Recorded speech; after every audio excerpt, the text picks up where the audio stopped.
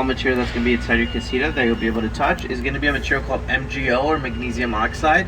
It has properties that make it fire resistant, water resistant, mold resistant, and insect resistant. So real high quality materials that we're using here. And the reason for that is we're aiming for a 100-year structural warranty, so we want these casitas to last a long time. 100 years. If you look inside here in the middle of the cart, you'll actually have a cutout sample of the panels that make up your casita. Your casita is comprised of 13 of these panels. They make up your ceiling, your flooring, and your wall. So everything's made out of this high quality material. Galvanized steel on the outside, polystyrene about 6 inches, and then your MgO is your interior material. And if you notice, we're using wood and PVC on those panels, and that's just to frame the, just to create the frame of the panel itself, or to create the perimeter. We use laminated engineered wood and PVC for those materials. The reason why I went with laminated engineered wood instead of common lumber is we're using materials that will be compatible with automation, as automation will be key in allowing us to reach that mass production scale.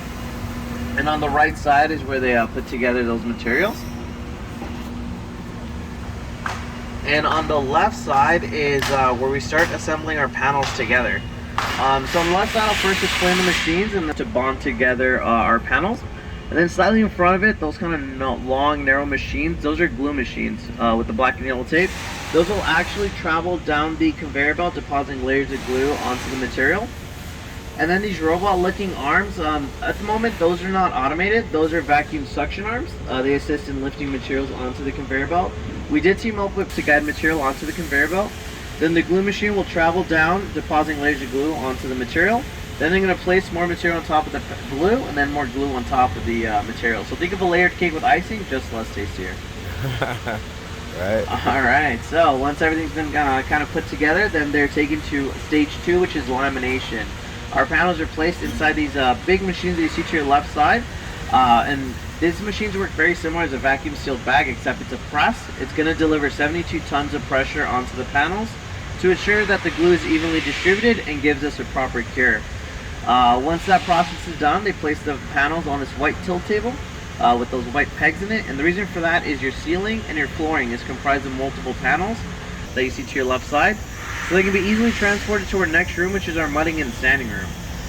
With 72 tons of pressure, get rid of all that excess glue and any imperfections to get it nice and smooth, ready for paint. Material, if it works on the drywall, then it'll work on the MgO. And then stage 4 is power. That's where they go after these panels get painted. That actually sits behind the paint booth, so it's kind of hard to see. So you might be able to spot some of the electrical wiring running through the walls, but we'll kind of just point them out as well.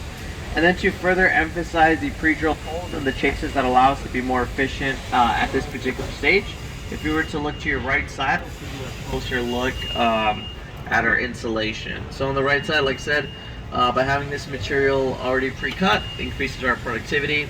Our workers don't have to waste time